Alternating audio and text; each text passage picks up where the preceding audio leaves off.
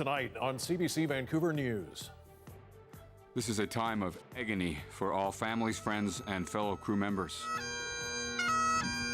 A pilot from Nanaimo missing in the crash of a Canadian military helicopter off the coast of Greece.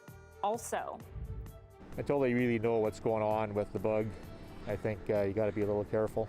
Go outside. Why COVID-19 is less likely to spread outdoors. And we've never missed a rental payment in our lives. So this is kind of a first for us. when it's rent day and you don't have the money, the growing number of people who can't pay during the pandemic. This is CBC Vancouver News.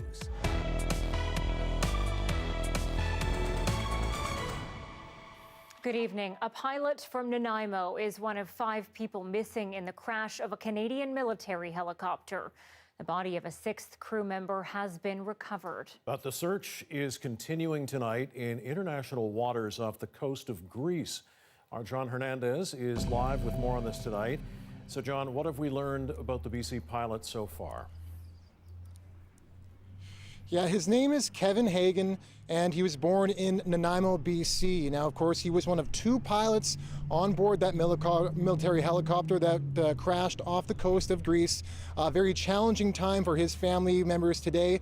They did say he was much more of a Vancouver Island resident, growing up in communities like Victoria, Ladysmith, even Quadra Island. Now, they did decline to go on camera and do an interview today. Obviously a very upsetting day for them, but he was about 30 years old, deployed at the start of January. I did get this statement from his older brother Kyle, if I can read it to you right now. All I can say is that Kevin was a perfect brother to Christy and I. Every day I felt his unwavering love, acceptance, and support. Even though he was younger, I looked up to him immensely. I can't express how painful this is, and I will miss him forever.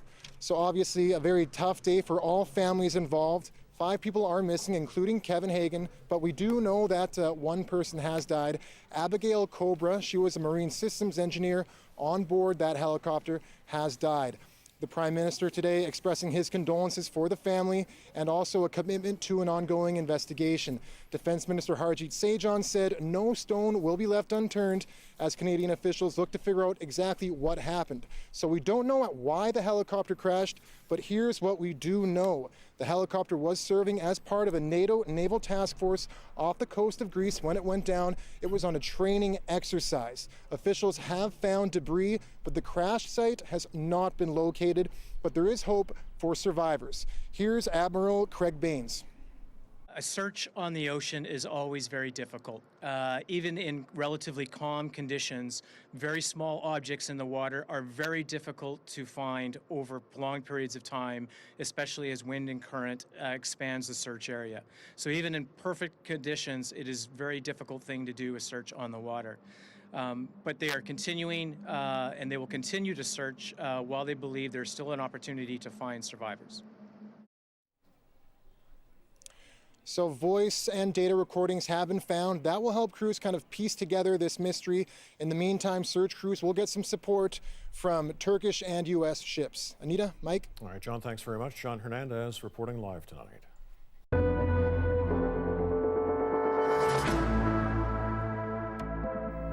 Well, 2 more people have died in BC from COVID-19.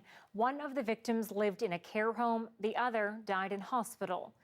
That brings the total number of deaths to 111, exactly 100 days after BC's first official warning. There are 25 new cases, bringing the total to more than 2,100 in this province. 82 people are in hospital, with 30 in critical care, while 1,322 people have now recovered. During today's briefing, Dr. Bonnie Henry touched on hopes for lifting some restrictions.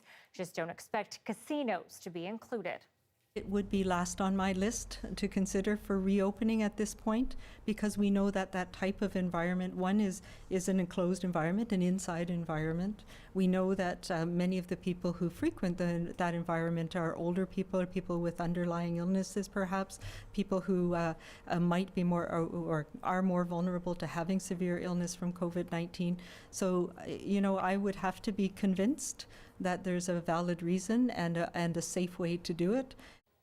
And if you're outside, BC's top doctor says your chances of catching COVID-19 from someone coughing as they walk or jog past you in a park is extremely low. But as Tina Lovegreen reports, some people say they still don't feel comfortable doing that despite the message. Helmut Herman bikes through the seawall with his helmet fastened and cloth mask secured. I don't think the 6 feet thing works very well when people are huffing puffing and the wind's blowing past your face, so I just prefer to wear it just for safety. But the risk of transmission when you're outside is low, says Dr. Bonnie Henry. So being outside, as long as you're with your group, your home, your bubble, that is fine. And maintaining your distance from others. The risk that somebody who is sick is spreading this virus from coughing or sneezing outside and you walk by them very quickly, even if it is within 6 feet, that risk is negligible. She quoted a study that looked at 138 different clusters and found only one outbreak associated with people in close contact outdoors. So you don't have to worry so much if you're out for a run, even if you get closer than 6 feet within someone. The real risk is when you're inside. So we spread droplets. The droplets fall away relatively quickly within a short distance from us, and that is more likely for us to transmit when we're having close contact over time with people in an enclosed environment, having dinner, having meetings, living with somebody. Hanging out in large groups or indoor parties are still not allowed. But the time may be nearing for when social circles can expand. And it may be fine for young people who are by themselves, for example, to connect then with other small groups of friends. But even when that happens, the focus will continue to be on being careful and considerate of the vulnerable people in your life. The more groups and people that we have connections with, the more chances are that we might transmit this virus. See ya. As for people like Herman, even if it's safe to be outdoors, they still prefer to err on the side of caution. Tina Lovegreen, CBC News, Vancouver. And for millions of Canadians, rent is due tomorrow. But with businesses shuttered and so many people out of work, renters are feeling the pinch. With funds running thin, some renters won't be able to pay. And as Brett Soderholm explains, others are choosing not to. Every night in Metro Vancouver, people cheer for healthcare workers. On these balconies, everyone is a renter, including at this building where Ryan and Kathleen live. The couple didn't want their last names used. We both lost our jobs basically early on in March. Got lots of debt from the winter, credit cards and stuff, so it's just like the perfect storm for... Kathleen is receiving the federal government's emergency benefit, and Ryan is on EI. They didn't pay rent last month and won't in May either. We kept what would have been rent and spent it on food and basic stuff. Across Canada, about a third of households rent. BC launched a $500 rent subsidy. More than 50,000 people applied, but many are finding out they're ineligible because their income was too high last year. The next couple of months are going to be very critical. David Hutniak is with a group representing landlords in the province. He says the federal government should have launched a rental supplement program as well, because if tenants don't pay, landlords who rely on the monthly income to pay their own mortgages could be in financial trouble. Renters are suffering and unhappy, and so is our sector, because there's moratoriums on evictions and rents are not being paid. Hutniak's organization conducted a survey and found 10% of BC landlords were not paid any rent in April, and there are fears the number could be higher in May. There's a campaign underway urging tenants to organize and join a rent strike. That means both in keeping their rent today and in pushing back and resisting any attempts to evict tenants that have made that decision down the line. Ryan and Kathleen say it doesn't make sense to pay part of the rent because it won't protect them from being evicted once bans are lifted. So they're meeting with neighbors who are in a similar situation and hope when this is over, they won't all be forced to find a new place to live. Briar Stewart, CBC News, New Westminster, BC. Well, with many families struggling during the pandemic, schools are reporting a spike in the need for lunches and groceries for vulnerable students. As Leanne Young reports, that has staff and community groups scrambling to keep up. pantry essentials lined up for care packages. They go out regularly now to families in need at Edmonds Community School. About once a week, and we're working with the Greater Vancouver Food Bank. A lot has changed here. The gym now a daily assembly line. Everyone from the crossing guard to school principals pitching in to bag hundreds of hot lunches. It's no secret that there is definitely more economic hardship happening right now as a result of the COVID situation. Before the pandemic, about 345 meals a day were served to vulnerable Burnaby students. It's now closer to 600. And it's not just school staff scrambling to keep students fed. The community is rallying. There's probably still something that we could do stuck in our own homes. These Burnaby South students raised more than $4,000 in less than 2 weeks with a virtual fundraiser, buying gift cards and groceries for fellow students as the number of those in need jumped by 25%. I'm just really happy that others are also being taken care of. It's forced everyone to shift gears. This nonprofit would normally be in classrooms teaching kids to cook, but instead they're dishing up meals for hundreds of vulnerable families now. That's what cooks do. You go with the flow and you change on the fly, and so this is what we're doing now. And making a difference to parents who are struggling. She said that the food that she was receiving through us, the thing that gave her was time to spend with her son. Here in Vancouver, the school board says normally around 3,000 students receive hot lunches. In the last month alone, the district has provided 27,000 meals. Across BC, around 16,000 students are currently relying on school food programs. 40% of students in the Nakusp area fall into that category, sending the principal and teachers at one high school driving an hour and a half to deliver groceries, but no complaints. We know it makes a difference for learning. Kids that don't have food in their bellies, those kids are not poised to be able to learn well. And there is lots to learn, not just for the kids, but from their families, many of whom are immigrants and refugees. Sometimes they're calming me down a little bit. Sean, we're going to be just fine. You know, we have food needs, but we've been in this situation before. Lessons of resiliency and reassurance that we'll get through this together. Leanne Young, CBC News, Vancouver. There has been a 60% spike in calls related to poisonous exposure in adults using household cleaners and disinfectants, and that surge started in mid-March when people were asked to stay home. BC's Centre for Disease Control is warning the public to be cautious while using disinfectants at home. It says so far no serious injuries have been reported, but it notes the spike came as people began using chemicals at full strength rather than with diluted water. It also warns mixing different cleaners together only creates potentially poisonous compounds. Well, 1,500 unauthorized COVID-19 test kits have been seized from a Richmond resident. RCMP and Health Canada got a tip the kits were being sold online to unsuspecting British Columbians.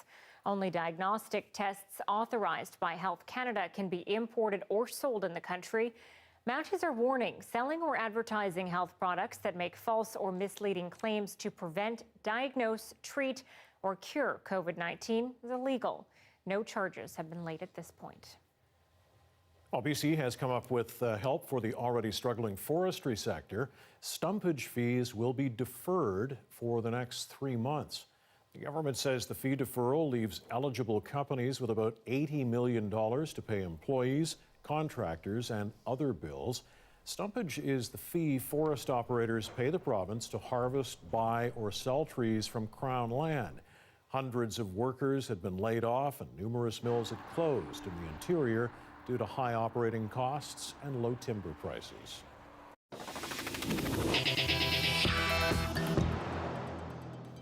A suspect in the brutal attack of a woman on the SkyTrain in downtown Vancouver has been arrested and charged. 51-year-old Sandy Sanderson of no fixed address is charged with assault causing bodily harm and mischief. Sanderson allegedly approached the woman on board a train at Waterfront Station early on Saturday, grabbed her bag and punched her multiple times in the face. Police say Sanderson hit the victim's head against a seating on the train. A previous police statement on Wednesday said the victim suffered a cut above her eye, a bloody nose, and significant swelling to her face.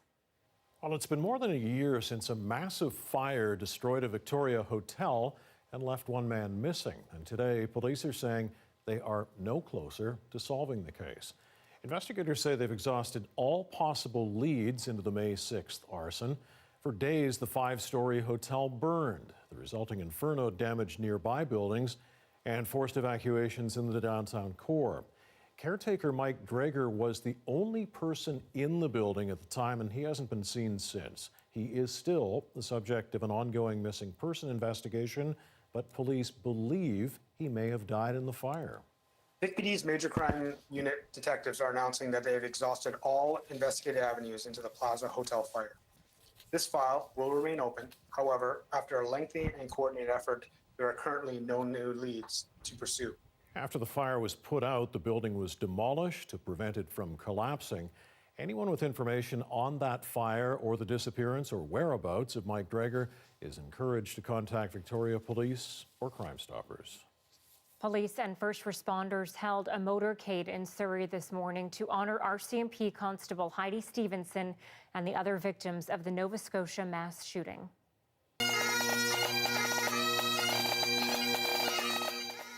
Stevenson died in the line of duty 2 weekends ago. The route began at the Guildford Town Centre and finished at RCMP headquarters on Green Timbers Way.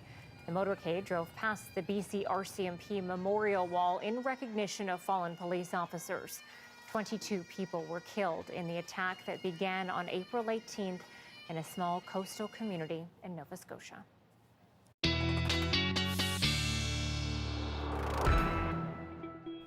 Okay, let's check in now with meteorologist Brett Soderholm. There was a lot of sun out there, at least in the early part of the day, and then it kind of disappeared a little bit. Yeah, it's kind of gone into hiding, I think, temporarily, but it was nice to see the sun first thing this morning. It certainly brightened spirits and obviously made everything, I think, just feel a little bit fresher outside. Noticing lots of greenery around me now, and it still feels nice, though, as you were saying, yeah, a little bit cloudier at this point in time. But our story today and across the country really was one of temperatures, and I want to show you what we're dealing with right now. If you look at some of our current temperatures across the Lower Mainland, we are right where we should be. We're sitting at about 14 degrees at the moment. We got up to 16 degrees earlier on today at the airport. That was 17 closer to downtown. But I want to show you a quick picture of what it's like across the country. This is a really interesting map for me because you look over to the east and St. John's sitting at -2 degrees, but Regina is still presently at 25 degrees. All of the heat in the country today was firmly situated over Saskatchewan, Saskatoon, absolutely smashing a record from 94 years ago, feeling very summer-like indeed all the way across the province. Now, we are not going to be dealing with temperatures anywhere close to that in the near future, but we are still going to be seasonal, expecting a few clouds throughout the overnight period and tomorrow morning, and then those clouds are going to be increasing once again by the afternoon. This is going to be changing over into some showers for Friday night, and that is going to be our story for the weekend ahead. All right, thanks very much, Brett. Brett, of course, still working from home, as I have been doing for the last, I think it's been almost a month now. Has it been that long? I think so, yeah, out on the back deck. But we have found a way, our technical people have found a way to bring me back into the studio while keeping physical distance from you. We're in the same studio, but we are a long way apart, which is a lot more than 6 feet, that's for sure. It's good to have you back, Mike. Thank you. And a reminder, you can watch this newscast live on CBC Gem. The free app is also where you can find other CBC programs. And CBC Vancouver, also on Facebook, YouTube, and Instagram, and you can follow both of us on Twitter and Instagram. As we reported earlier, a pilot from Nanaimo is among those missing in the crash of a Canadian military helicopter off the coast of Greece. Coming up, more on the investigation and what we know about those on board.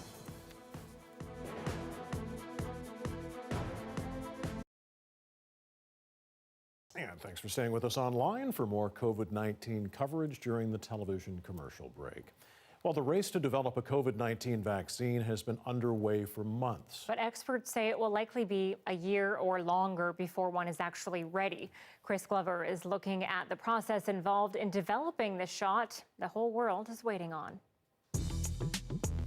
Imagine more than 100 teams of scientists from all over the world in the race of our lifetime. At the finish line, a vaccine to expose our immune system to the coronavirus that causes COVID-19, to prepare our antibodies for a real attack.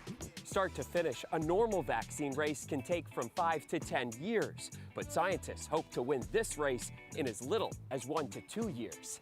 The teams are each in their own lane, but they aren't racing against each other, just against the virus. Scientists in China gave everyone a head start of several weeks when they published the COVID-19 genome. The first leg was also sped up because we've seen coronaviruses before. Scientists already know it uses tiny spikes to attach to and attack our cells. But they've never run this race before, so the start involves very educated guesswork. Experimenting with selecting which part of the virus will prompt our immune system to go into attack mode safely, and different methods of getting it in the body. The next leg of the race is animal testing. Different animals require specific time periods to develop a response. So depending on the species, there's no speeding this part up. Bureaucracy is a standard hurdle in vaccine races. Given the urgency, mandatory waiting periods have been knocked down in this course. The next leg of the race is human trials. This is the longest and most important part of the race. Split into 3 phases. Phase 1, the safety check. A small number of healthy people given varying doses to test side effects. There are very few research teams globally that have passed this point in the race so far. Phase 2 expands human trials to more people being tested for longer. Phase 3 of human trials is when the race really hits its stride. When effectiveness comes into play, only half of the volunteers in this phase get the vaccine, and no one knows which ones. Even sped up, the human trials alone take several months. These trials are make or break. Fail here, and you'll go back to the starting blocks. That's why having different teams of scientists experimenting in different lanes is so crucial. The last leg of the race is mass production of the safe vaccine. Cutting red tape and extra public funding can help shave off time. While we're all waiting on the sidelines for this epic race to finish, here's a sobering stat. While we've started races to create vaccines for coronaviruses before, like with SARS, we've never actually finished one. But firsts in science do happen, and right now, humanity really needs to cross this finish line. Chris Glover, CBC News, Toronto.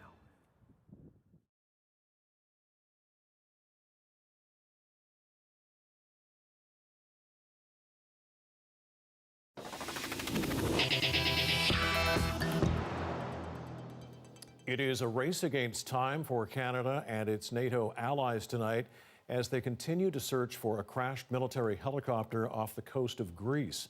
Of the 6 Canadians on board, 1 is dead, 5 are still missing, including, as we told you earlier, a pilot from Vancouver Island. But as Kayla Hounsell explains, for many there is an extra layer to this tragedy.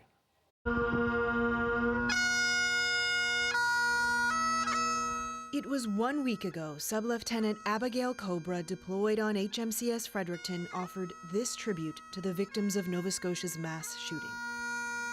Now, at just 23, Cobra herself has become the victim of a terrible tragedy. She was on board the CH-148 Cyclone helicopter when it crashed. The Navy just filled her life. It was everything she ever dreamed of. A graduate of Canada's Royal Military College, she was a Marine Systems Engineering officer. She was a loving, giving young woman and just lit up every room that she walked into. She's going to be very, very sadly missed. Cobra's body has been recovered. 5 others are still missing. Naval Warfare Officer Sub-Lieutenant Matthew Pike from Nova Scotia and 4 members of the aircrew. Pilots Captain Brendan MacDonald, also from Nova Scotia, and Captain Kevin Hagen from Nanaimo, British Columbia, Captain Maxime Miron-Morin from Trois-Rivières, Quebec, and Master Corporal Matthew Cousins from Guelph, Ontario, all based in Halifax. All of them are heroes. Each of them will leave a void that cannot be filled. She is just like the most lovable person you would ever meet. Pastor Jason Cole considered Abigail Cobra a personal friend. He's also now guiding her church community through grief at a time when there is just so much grief in the province she called home. This is not the way that God intended. God made a perfect world. Humanity botched it, and he offers us salvation through his son. Abigail believed that. I believe that. When she posted this video, Cobra, who moved to Nova Scotia as a teenager, wrote, "You can travel the world and still never meet anyone like an East Coaster. Glad to have been taken in by them, for I'd have it no other way." She is remembered as bold, brave, and a proud Canadian. Kayla Hounsell, CBC News, Halifax. As the Canadian government and its allies continue to search for the downed chopper, investigators don't yet know what happened. And as Murray Brewster explains, they're facing a big challenge.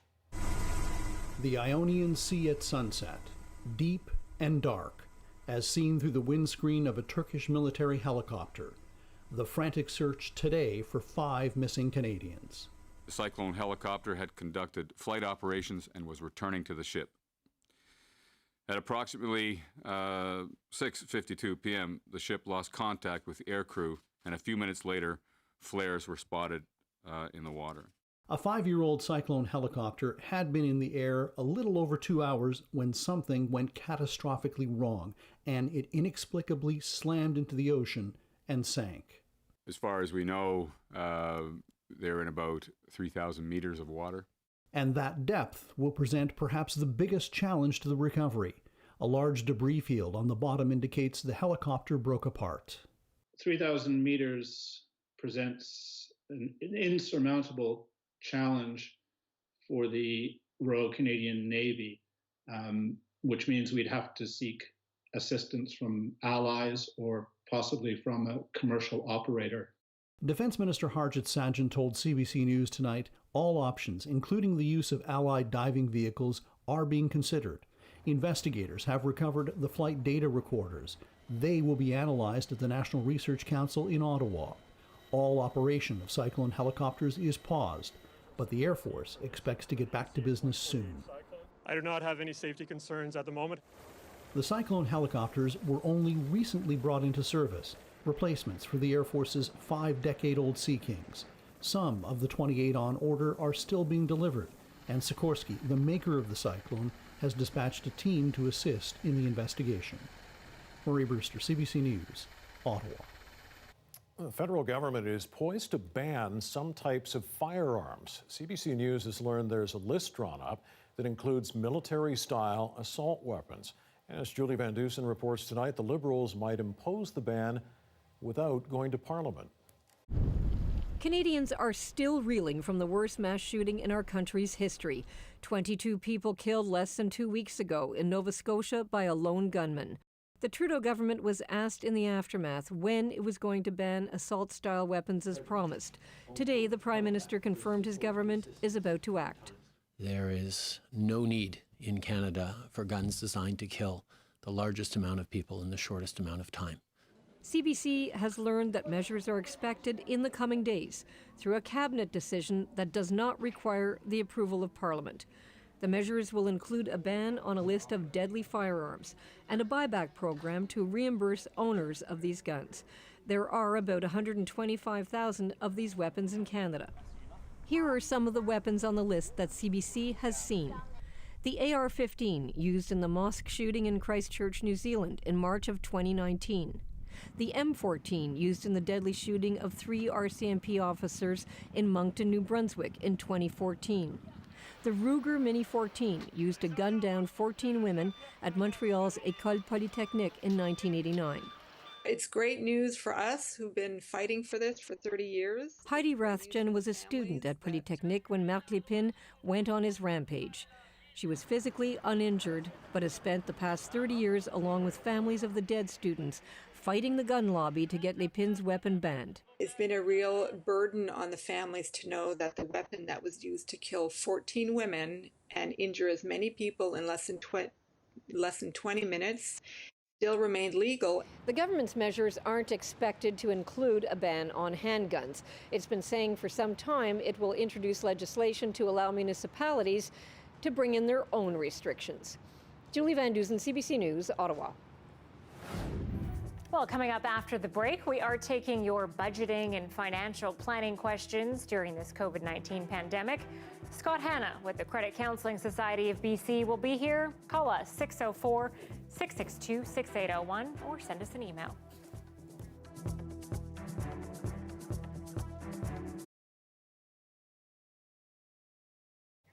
Thank you for staying with us online for more news coverage during the television commercial break.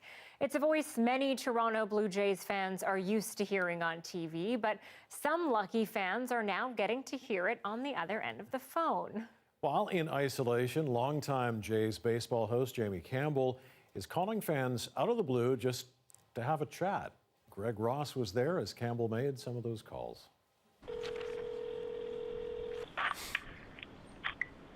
Hello? Kathy? Yes? Good afternoon. It's Jamie Campbell, the host of Blue Jays Baseball on Sportsnet. Hello, Jamie Campbell. How are you? If you're a Blue Jays fan, it's quite possible you could also be receiving a phone call like this one from the host of Blue Jays Baseball on Rogers Sportsnet. I thought, how do I reach out to Blue Jay fans now that there's no baseball? Jamie Campbell says the idea came to him about 5 weeks ago, not long after learning the start of Major League Baseball was going to be delayed because of the COVID-19 pandemic. Thought I'd call and see how you're doing without any baseball to watch. That kind of sucks. He now makes calls just about every day to Blue Jays fans all over the country. I've learned every area code in Canada by heart. He says he's already made close to 1,000 calls. I've got the book here. I logged them all. It's my son's reading book from public school. And every name that is listed that you see there, I have called. And while he never rushes anyone off the phone, he admits some calls last longer than others. Sometimes it's so disbelieving that they don't actually believe who I'm identifying myself as being, and they think it's a telemarketer. So I've been hung up on. Those who do stay on the line usually want to talk baseball, like Larry Hunt from Kitchener, who spoke with Campbell for nearly half an hour. Is it kind of neat that you could swap stories with somebody who actually covers the team? That was amazing, and we had some great stories, and it was just a tremendous interaction, and it went on for some time. Was it strange to hear that voice coming through your phone instead of your television? It was strange, but you know what? It was really nice because, Jamie, we miss you this year. Aww. We don't just miss the Blue Jays, we miss you. Campbell says aside from the fact that he has a lot of extra time on his hands these days, his reason for doing it is because it's the kind of thing people need right now. This is me caring and me wanting to know how they're doing. And most people are ready and willing and in need of a good conversation, so that's where it all begins. Greg Ross, CBC News, Toronto. All right, time to introduce you now to some adorable future heroes. These 13 German Shepherd puppies are from this year's first litter, born at the RCMP Police Dog Services Training Center. Oh, so cute. The Mounties held a contest for kids to give them names, and they've now been chosen, one from each province and territory. The names had to start with the letter N, so congratulations to Avery Moreau from Surrey, whose submission, Gnarly, was picked.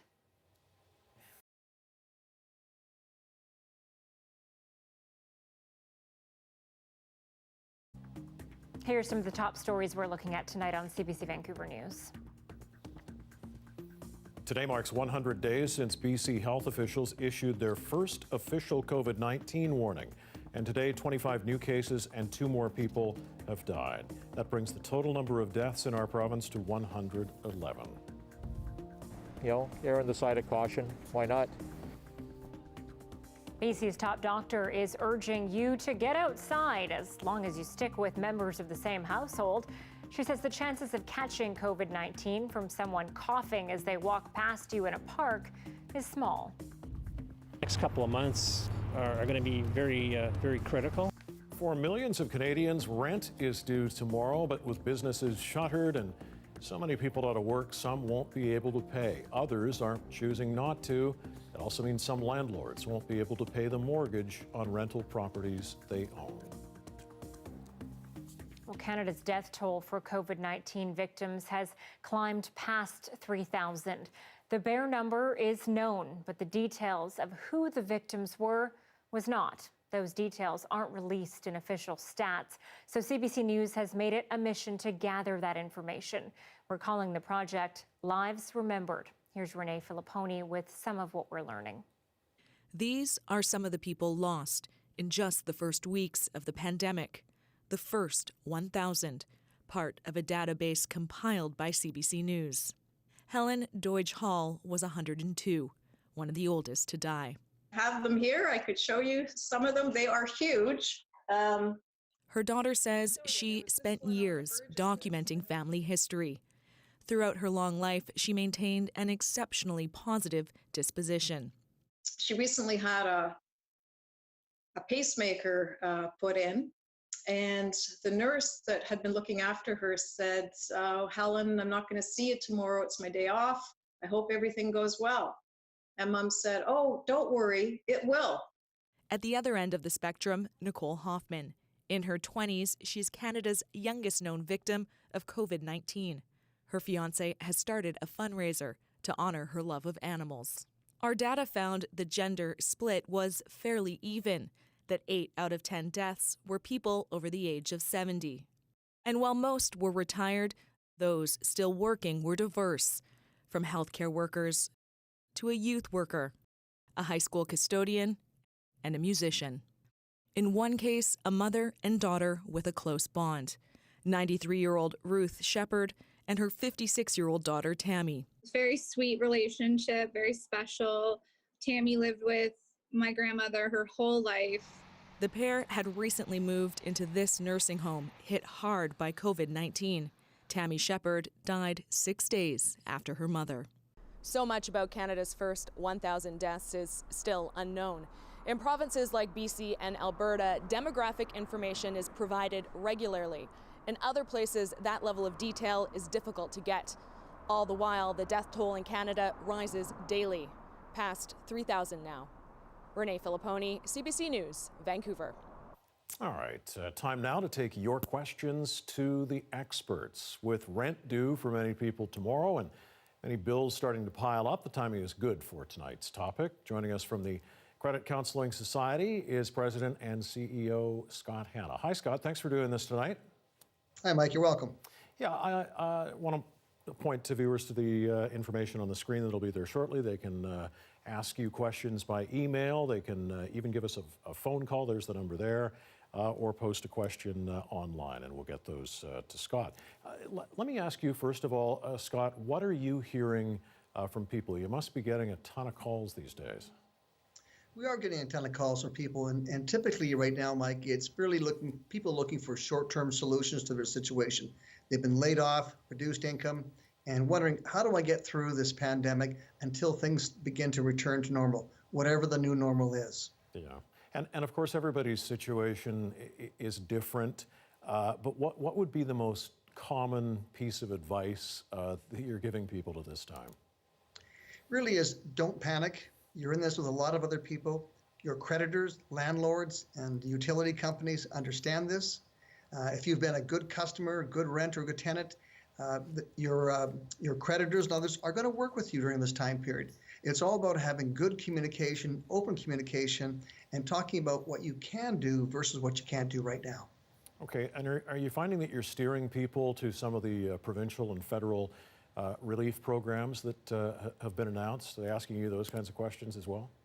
We are on a regular basis, and we've devoted a section of our website, nomoredebts.org, to COVID-19 relief measures by the various governments. And we find that a lot of people that are somewhat stuck right now because they've never found themselves in this position before. It's a first time, and it's scary for them. And so they're looking for that guidance, that support, reinforcement as to, is it okay to do this? And for some people who are living on a very tight and meager budget, the thought of perhaps using services like a food bank are really hard right now, although that's what they're here for. And so encouraging people to do those things that will help them to get through this time period until things begin to return to normal, and their incomes return to normal, and their lifestyles return to normal. Scott Hanna from the Credit Counseling Society taking your calls, answering your questions this evening for us. I wanted to ask you if there's any specific issues related to our area, to Metro Vancouver, that might be different than elsewhere around the province or perhaps the country? Well, the biggest challenge that we have are high rent and mortgage costs. That, right now, even in good times, our mortgages and monthly rents take up a big bite out of our paychecks. So managing those, given today's circumstances, is really difficult. It makes it very difficult with consumers who are carrying large amounts of non-mortgage debt, credit cards, to really just keep up with those payments and making decisions as to what do I do right now, given I have very little funds on hand. Okay, let's take a question here. A caller wants to know, what about people who are struggling with their mortgage payments? There's been a lot of discussion about this. What options do they have? What are you telling those people?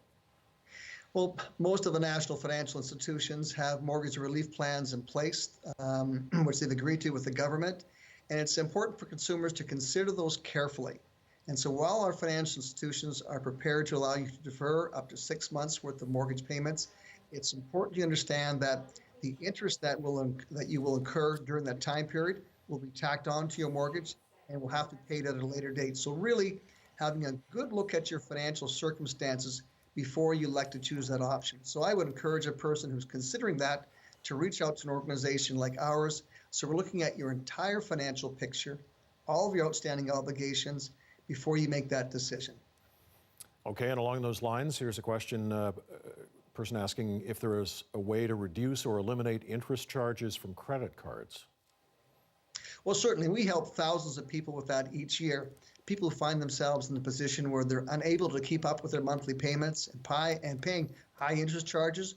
We're able to establish debt repayment programs with cooperation from national creditors across Canada, whereby interest relief is provided, the acceptance of reduced payments, so that consumers are able to live within their means and pay back the principal amounts of their debt within a reasonable period of time. So those options are available, and many creditors right now are willing to provide those relief measures on a temporary basis based upon your circumstances. So again, it's all about having open lines of communication, really understanding your complete financial picture, how much income is coming in today, what your monthly expenses are, and really ensuring that you've looked at all of your monthly expenses with a view to cutting out non-essential spending right now. So when you're seeking relief from your creditors, you can demonstrate that you've made those necessary cutbacks just to manage through this time period. Okay, Scott, we got time for one more question that just came in. At what point should I declare bankruptcy? Bankruptcy is the last resort, and I would encourage a person to reach out to an organization like ours that will look at your entire financial picture, all of your options, and then look at what you can do in terms of resolving your situation. Typically when a person is experiencing a crisis, they don't always make the best decisions, and they're not thinking long-term. So by getting objective information and guidance, fully understanding the short and long-term impacts of different decisions, it's easier to make the right decision over the long term. But certainly right now, if a person's circumstances are somewhat unknown, perhaps they're variable, that's not the right time to make a decision to look at bankruptcy. Wait until your situation is more stable, your future is known, your income is known, and then you can evaluate your overall picture and make the best decision for you and your family. Appreciate your time tonight, Scott. Thanks so much for answering those questions. Pleasure. Thank you. All right, that's Scott Hanna from the Credit Counseling Society. A live look now of Hansen Island up in the Queen Charlotte Strait on this Thursday evening. Plenty of sun on the south coast today. Can we expect more tomorrow? Well, Brett will have the answer next.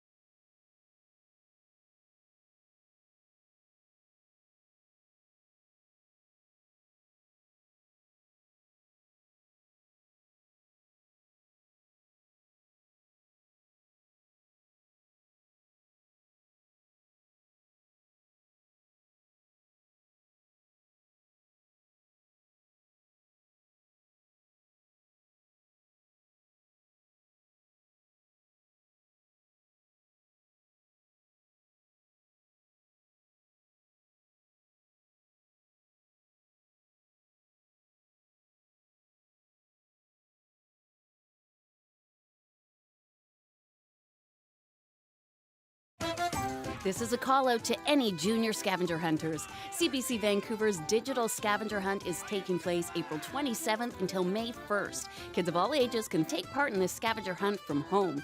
Participate every day for more chances to win a limited edition CBC Vancouver backpack full of prizes. Plus, you could score an invite to an exclusive online concert with Will Strout from Will's Jams.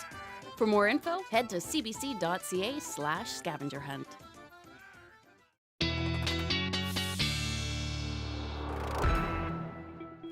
Well, the ice is thawing and the spring ice jam is shrinking in the river system in northern Alberta. And while floodwaters are receding in some places, they're still creating misery in parts of Fort McMurray, Alberta.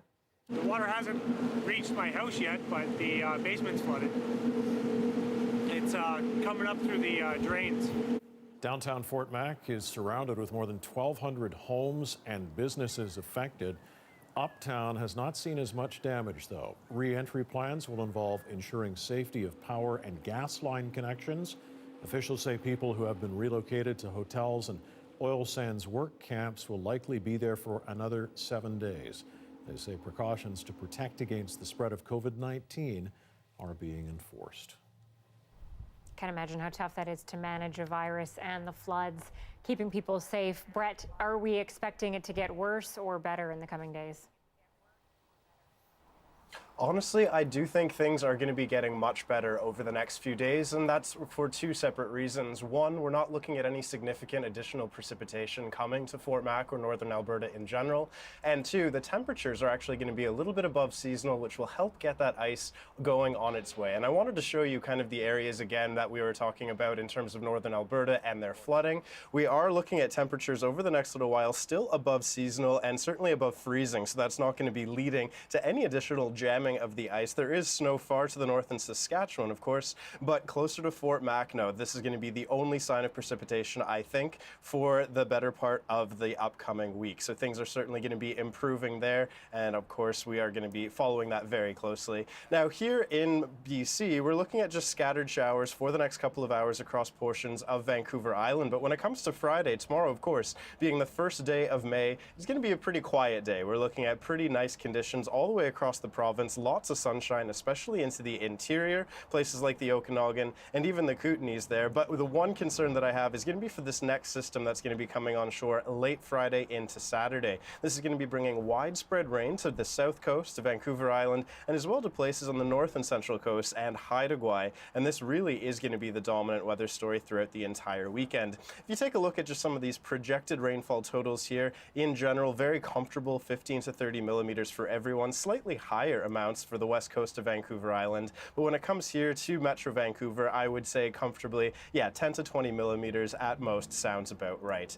Temperatures for the first day of the month tomorrow are going to be above seasonal, fairly widespread across the southern half of BC. They will be dropping down, though, as a result of that incoming rain on Saturday. So we're going to go a little bit below seasonal at that point in time. Farther to the north as well, the conditions there, of course, still watching for flooding in places like Prince George, and temperatures and weather patterns there are going to be behaving, and always interesting when places like Fort Nelson end up being warmer than Vancouver. Now, in terms of a 5-day forecast for us, it is going to be increasingly cloudy throughout Friday. The heaviest rain this weekend is going to be taking place on Saturday, changing over to showers come Sunday, and already for Monday and Tuesday and beyond into next week, there's a really good indication now that we're going to go back into a bit more of a stable and drier pattern. So this means, of course, that we're going to be seeing lots more sunshine and temperatures that would be probably a little bit above seasonal. Now, there's not a lot of confidence on that just yet, but definitely something I'm going to keep a very close eye on as we go ahead in the next couple of days. All right, we will look forward to that. Thank you, Brett.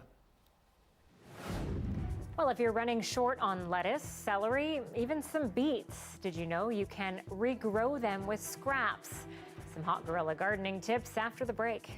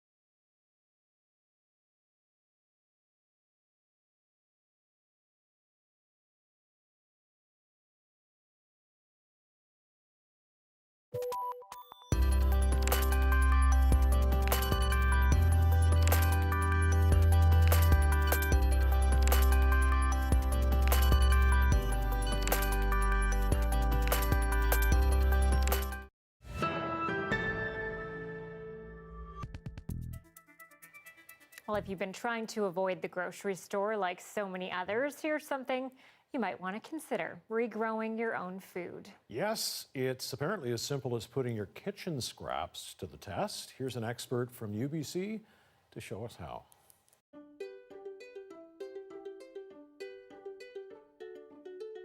Hi, I'm Egan, and today I'm going to show you how to grow food from your kitchen scraps and seeds from your spice cabinet. I teach horticulture at UBC Botanical Garden, but lately I've been working from home. We've also been cooking a lot more from home, and to try to reduce our kitchen waste, we're going to grow lettuce, celery, bok choy, and beets from kitchen scraps. Lettuce leaves are attached to this structure called a basal plate. And if you preserve the basal plate and a few leaves at the center of the shoot, you can take this and put it in a jar of water by a windowsill, and the lettuce leaves will regrow. In the same way that you can grow lettuce, you can also grow celery and bok choy. You only need to put a few centimeters of water in the jar, and it's best to change the water every day. I love beets. They taste great, they're good for you, and the color is amazing.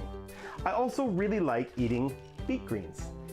Now, you're not going to have success regrowing the beetroot this way, but if you preserve the top of the beet and you can cut the greens off, same thing. You put that in a jar of water, put it by a windowsill, and you can regrow the beet greens. And don't forget about seeds from the kitchen. You can separate tomato seeds by pulsing them gently with a hand blender and then rinsing them off in a sieve. There's lots of seeds that'll grow from the spice cabinet, like this fennel and brown mustard seeds. Why not have fun growing things like dragon fruit from seed? Look at the seedlings I grew with the students. Who knew that dragon fruit was a cactus? It's fun growing plants inside, but they'll actually do better outside. So here's a few good tips for growing plants outdoors in containers. Use a general purpose potting mix that drains well, and make sure to pre-moisten it before you use it. Your container must have a drainage hole, and you don't need to put any gravel in the bottom. Just overfill the container, tap it 3 times, level it off with your finger, and then just nestle the veggie scrap into the surface of the soil. And if you're growing plants from seed, you only need to sow a few in a small pot. And if you sow a new batch every 2 weeks, 1 pack of seed will last you all summer. Let your plants dry down before you water, and when you do, water thoroughly until the water drains out the bottom of the pot. Our balcony isn't very big, but I found a sunny corner to start all of our new plants. It feels so good to have something to nurture. Okay, I want to know, first of all, how long it takes for that lettuce to actually grow back. Yeah. Or if I'm just going to have, 10 jars of little lettuce heads on my deck. Little lettuces, yeah. Did you get all that though? You got all his stuff there? I need to go back and watch again. I may actually try it, but I have a lot of questions and I need a lot more answers. But it gives you something to think about, right? Because there's a way to do this stuff using what you've already eaten. So there you go.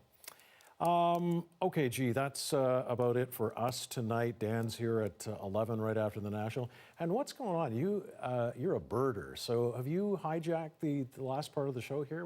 Are we seeing more birds? Birds every day, that's what we're going to get. More birds tonight? Yes, more birds tonight. A Rufus hummingbird a Rufus hummingbird hard at work at its nest. Oh, that's awesome. Claude Rio again took this shot from her deck in Vernon. Now Claude's getting all the attention with all these birds, so we got to get everybody else to send us in some bird videos too. That's great too. The tiny mother bird is hard at work there.